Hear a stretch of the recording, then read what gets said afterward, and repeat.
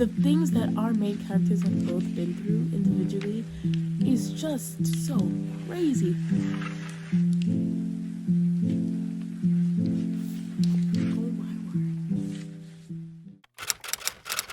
Hello there, beautiful people. Welcome back to my channel. Today we have a very fun video planned, and it's gonna be a bookish video, so I'm happy. I hope you're happy.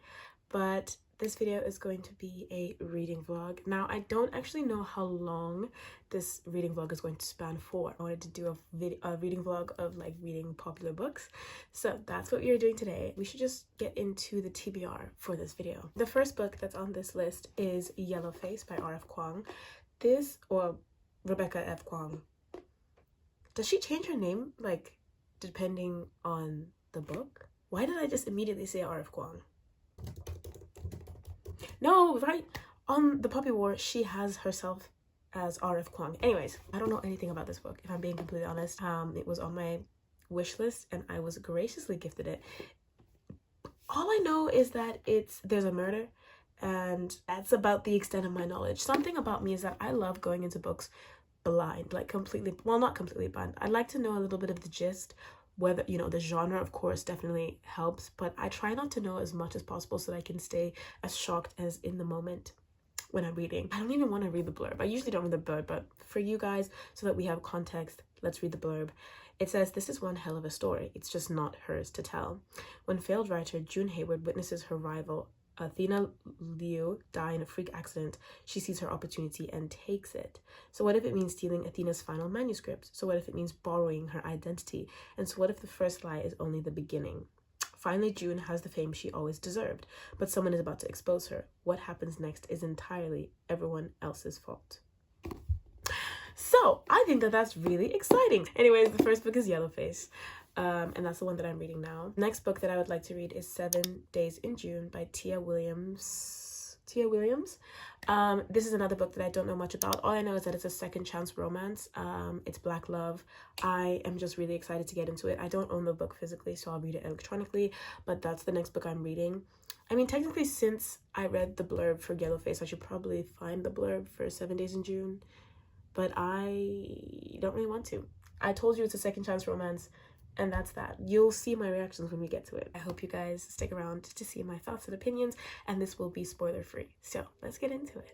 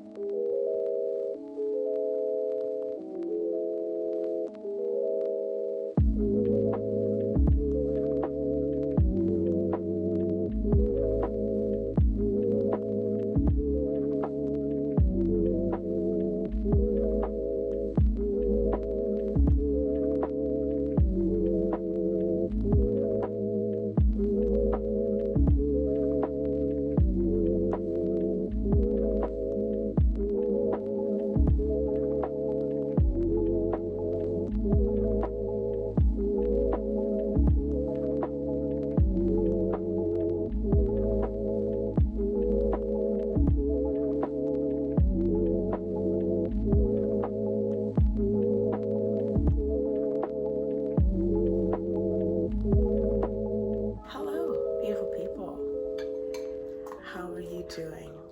I'm sitting on the floor with my breakfast so I can come and speak to you about Yellowface. So I'm really enjoying this book. I almost read 100 pages on the train ride yesterday. I'm on page 90 right now, and it's going so good. I am in love with R.F. Kuang's writing. I just think that it's so bingeable, yet it's also something that's like kind of lyrical, as well as it's like just very descriptive. She kind of reminds me a little bit, the slightest bit of how Jessa Hastings writes. Like you can feel the character's emotions like really deeply. It gets you really engaged, and I feel like 90 pages in and I already know the entirety of my main character. So the main character is Juniper, or June, and yeah, we follow her as she's a struggling author. And the unfortunate turn of events, which we read earlier, was that this crazy successful author dies kind of spurs her in the direction of starting to change the trajectory of her career. So that's that. I'm really enjoying it. I just think that it's such a beautiful concept, and also I recently got interested in the publishing industry, and this is basically a deep dive into that. Mind's the gap between the train and the platform.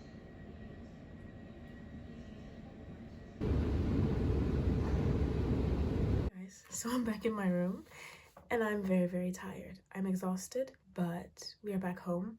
I'm not gonna lie to you, I just filmed this update, the update that I have on Yellowface, and I wasn't recording. Yeah, I wasn't recording, and I said so much stuff. Oh well, let me give you the shortened version. Last time I spoke to you, I think I was at like page, I don't remember what page I was on, but I'm now on page 242, which means the book is almost over, and all you need to know is I'm loving it. I am loving this book. Like, I just think it is so good. As you can see, I'm flying through it. I'm eating this book up, and now I don't know if that's because I had the opportunity to just sit down with the book on the train and just read it. Earlier in the vlog, I mentioned how I was likening R.F. Kuang's writing to Jessa Hastings. I would like to retract that statement. I think that they write in completely different ways, but I think the reason why I was likening it to Jessa Hastings was because I am enjoying R.F. Kuang's writing to the same extent that I enjoy Jessa Hastings' writing. I just think her writing is so beautiful. It's eloquent, it's descriptive, but it's also just so unbelievably engaging. Like, I feel like she does a brilliant job of getting us connected to our main character. Like, I find myself rooting for Juniper, whatever, even despite the fact that she is an inherently flawed individual who is constantly making decisions that are literally ruining, like leading to her demise. They're ruining her life. But I still find myself being like, oh my gosh, no, I want the best for her, even though she's not a main character that you should really be rooting for, like, if you know what goes on in the book. Speaking of what goes on in the book, I feel like I didn't talk enough about what the book focuses on. I didn't know how much this book would go into the publishing industry. I adore that portion of the book. I love it. It's basically the majority of the plot, just dealing with how a book comes to be, production of that book is, the publishing, the marketing, all that sort of fun jazz. And I feel like that's such an exciting thing to learn about and to read about as someone who is in love with books. And like, now I know that this is a fictionalized version of the whole publishing industry, but it all just feels so real, and it obviously is based on real things that have happened, you know what I mean? So yeah, it deals a lot with the publishing industry, and I just really appreciate that fact because it just really, it like gets me excited for reading. I just think that it's a phenomenal book. The way that she writes, the way that the narrative is strung along, like, I keep getting moments where I'm like, oh, I did not see that coming. Like, there are parts where I can sort of guess where the plot will go and what's gonna happen, but then the way that she just tells a story, like, she uses a lot of foreshadowing, and it actually gets my heart rate up. Like, if I read a sentence and it's like discussing the effects of something that might happen, I am actually on the edge of my seat. Like, genuinely, I'm on the edge of my seat. Like, I couldn't even, I'm actually at a loss for words, and I usually don't feel this way about literary fictions, because, you know, I usually read fantasy, romance, mystery thrillers, that sort of thing, but this literary fiction, or I guess a contemporary fiction, I think it's a literary fiction, I'm not too sure, but it's not a genre of book that I read usually. I am loving it though. I just think it's a beautiful story that needs to be told, and it brings into conversation the impact that social media has on the publishing industry, as well as the effects of social media on, like, fame, especially when it comes to authors and the bookish industry, stuff like that. Like, it's things like you never think about, well, at least I never thought about, when it came to how we as consumers can influence the sales of a book, what book is put onto shelves, what book gets a new cover, all that fun jazz. Like, you see the business side of writing a book and being an author, but also the creative side. It's all in here. It's all in here. And just this whole thing having an underlining of this sort of like devious, dark sort of tone. It's literally chef's kiss. It's literally chef's kiss. I don't know how much longer I can keep effusing about my joy and my adoration for this book, but just know, if this is on your TBR, move it up because it's so brilliant. And so I'm just gonna take a chill pill for the rest of the night. I'm gonna shower, unpack, unwind, order some food, and I'll probably read this book. I don't know if I'm gonna finish it tonight, but if I don't finish it tonight, I'm definitely finishing it tomorrow, and then we can get on to our next book. I'm really glad that I read this as fast as I did because it means we can get on to the next book sooner. And I don't want to jinx anything, but I really do see this being a 5-star read. I just think that it's so great, even though the main character is aggravating. I love it.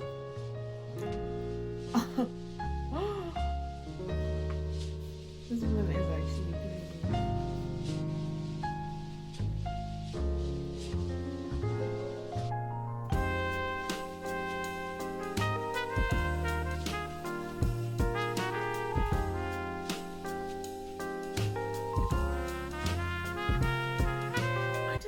I just really like the way that she writes. Like, wow.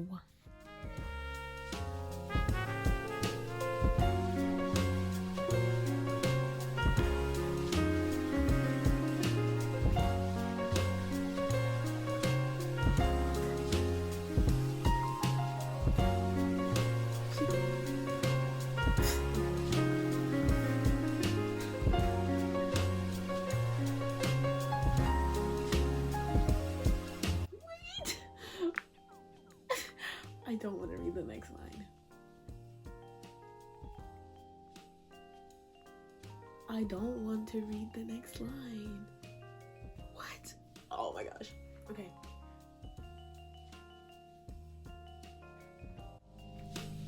No, wait. What? No, what? Oh. This is a trap. Oh my gosh. This is so anxious.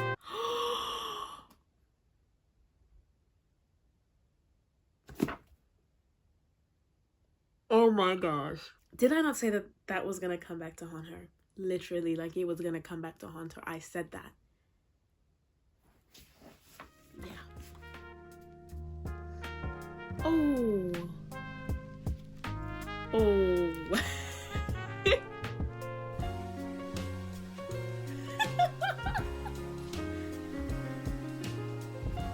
Yeah, no, you've lost me. You've lost me.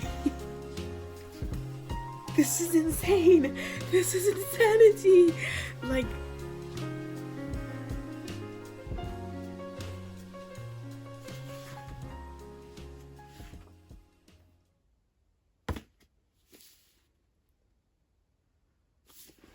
oh my word.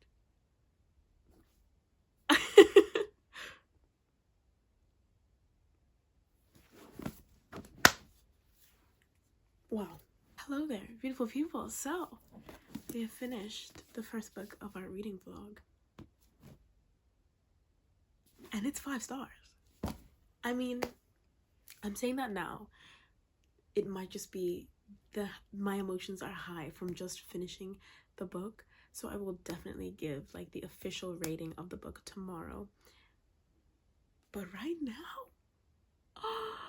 it's sitting at a 5 stars. It's not just the writing that was amazing, it was the complexity of our main character. I think that's the thing that draws you into the story and is what makes the entire thing so interesting, because it deals with race and representation when it comes to the publishing industry, tokenism, cancel culture. It literally deals with so many different aspects through the eyes of a white woman. And it's just like the things, like, it's just so crazy. It's absolutely so crazy. And I think R.F. Kuang did an amazing job. I don't even know how she thought of this story concept, this idea, but she deserves everything that is coming her way because it's actually incredible. I've never read a book of this nature, of this style, and it was just executed so perfectly. Plus I've learned so much now. I've learned about publishing, editing, book production, what it takes to get books into movies, and literally just everything that is associated with writing a story and being an author, and how are you really an author if you don't have an audience? Just all that stuff. And I feel like it was also such a great book because I don't particularly want to ever write my own books. I love reading. I love books. I just don't ever see myself writing one, but I do see myself taking part in making films, TV shows, and writing those. Obviously not the same as writing a book, but it requires the same sort of like creative understanding and creative motive to tell a story, to have a story, to have a perspective that you want to tell the story from, and how that perspective can change, and how the perspective influences the authenticity of that story. I absolutely love this book. And so I'm gonna go write a review on Goodreads and update my reading journal, and then we're gonna get started on the next book, which is going to be 7 Days in June by Tia Williams. That is going to be a complete and utter shift from what I was reading, and I'm just in such a good reading mood. But yeah, those are my non-spoiler thoughts on Yellowface by R.F. Kuang. If you cannot tell from this whole vlog, I need you to read it. Please read it. It's a relatively short book, but the story packs a punch. And I feel like it's one that's going to stick with me for a while. So yeah, I feel really happy about this book, and let's just continue.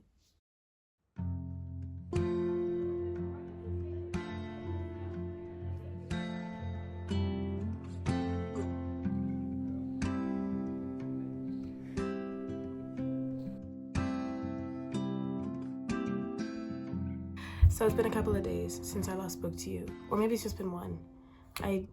I don't remember, but it's time for a reading update. So I am now 127 pages into 7 Days in June. If I was reading the book physically, I probably wouldn't be as far as that. I have thoughts. I have good thoughts, but the main thought is that I think this book might destroy me. Which is a good thing. It's a good thing. It means that I'm really enjoying it and I'm getting connected to the characters. I'm just a hopeless romantic, and I love low-key traumatizing romances, and I feel like that's just gonna be it. So basically I feel like I can give a bit more of what the book is about, obviously without spoiling. It is a second chance romance. Our main characters are both authors. I'm just getting a new perspective of the publishing industry, but from Black authors. So if Yellowface was about Asian representation and Asian authors, this is a book that sort of, it's not the focus, but since they're both Black authors, we sort of see their careers in that industry. And so I just thought that was a weird connection, like how crazy that I'm reading two books about the publishing industry and diversity in the publishing industry back to back. But yeah, that's besides the point. That's not the romance. So we have two authors who obviously had a past. I don't know much about what happened in the past, but obviously we're following. It's a then and now timeline, as most second chance romances are. So we have then and then we have now. I feel like there's just going to be so much to unpack because our main female character, she has a lot that goes on with her character, both mentally and physically. I just feel like there's so much that can go into how she loves and how she learns to love and all these different things. And then also the mailman character has also been through a lot. We're just getting little snippets of the past, the relationship that we haven't had any of that yet, the past relationship that is, but we've just seen what they were like. They've spoken briefly about their past selves and the things that have changed in their lives for them to end up where they are now. That was such a weird way for me to try and discuss the book, but discussing books without spoiling anything is such an art. Like, it's actually an art. So far so good. I'm enjoying the vibes of the book. The writing is very easy to get invested in. I'm so excited for it. Plus the tension and the angst between our two main characters in the now timeline is just so beautiful. It's so good, and it just makes me more excited to obviously find out what happened and why a second chance needs to be given, that whole stuff. So going well. I hope this is also another great read, which would make this a really good reading vlog, if I'm being completely honest, if I read all good books. So yeah, I'm Unfortunately, I'm not going to read right now because I have to do some uni work, but sometime later today we're going to continue reading.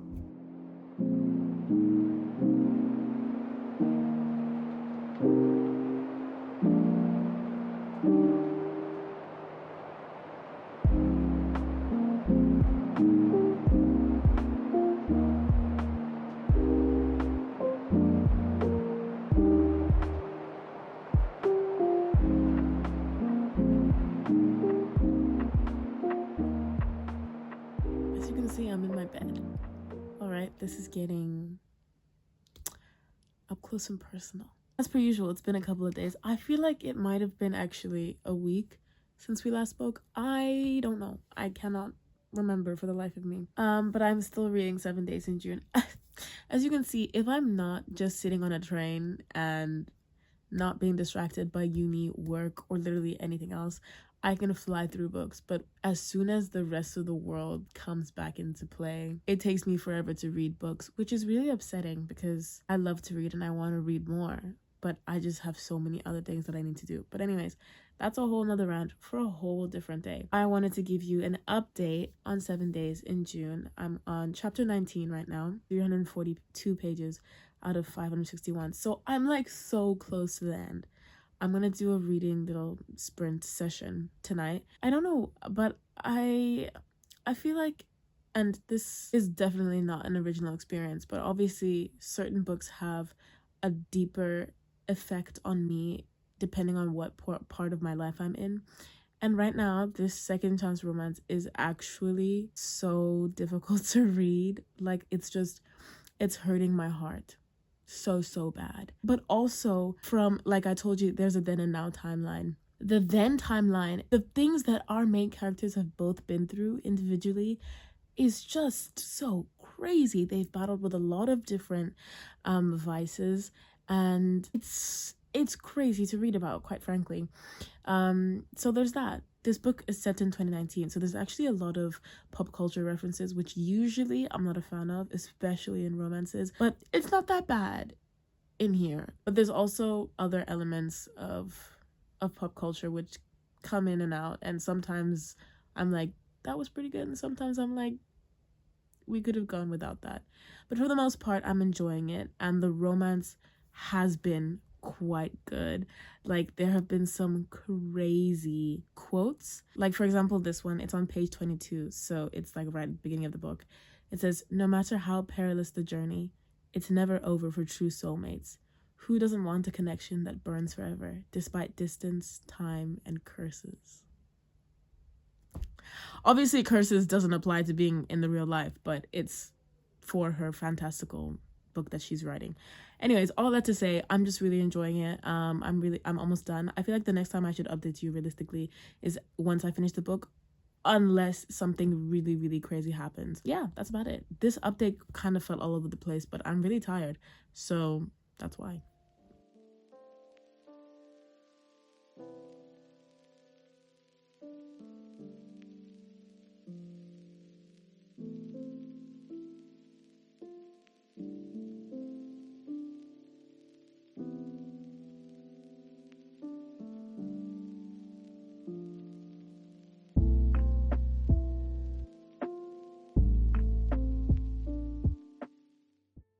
Hello there, beautiful people. So I am now officially done with 7 Days in June, and I have thoughts. Overall, I really did enjoy the book. I do have a few gripes here and there, but that's just because I'm very picky with my romances. The main issue I think I probably have with the book is that the pacing of it is just a little bit off, in my opinion. Things happen in the story, like obviously you have your then and now timeline, as I said time and time again, but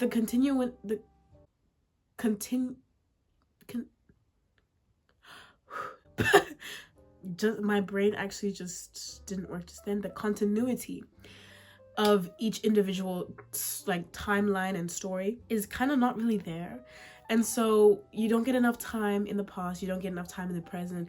I feel like either the book needed to be longer or the structure of the book and the narrative needed to be like done differently. But I did really enjoy it. I think right now it's probably sitting at a 4-star because there were actually so many good quotes that I just, oh, they just made me so in love. Also, if you can hear, yes, I'm sick again. If I'm at uni, it means I'm gonna get sick every other month or so, especially in a house full of a bunch of different people doing different things. I'm just always sick and I'm tired. I'm sick and tired. But it's okay. I'm gonna look for, like, there was one quote that I read recently that I was like, I need to share this. It said, "And he wondered why the sweetest things in his life had to be poisoned with tragedy." Like, I loved Tia Williams' writing. I think it was absolutely phenomenal, and that obviously definitely kept the rating of the book super duper high. And also, I'm just a sucker for romances where each individual person acknowledges the fact that they're not perfect. And this book is very, very, very heavy on that. Hey there, beautiful people. So we are at the end of this video. Thank you so much for sticking around. If you did, I hope you guys enjoyed this video, and I really had fun because it was a reading video, a reading vlog. I love them down bad, and I hope to see you guys in my next video. Bye.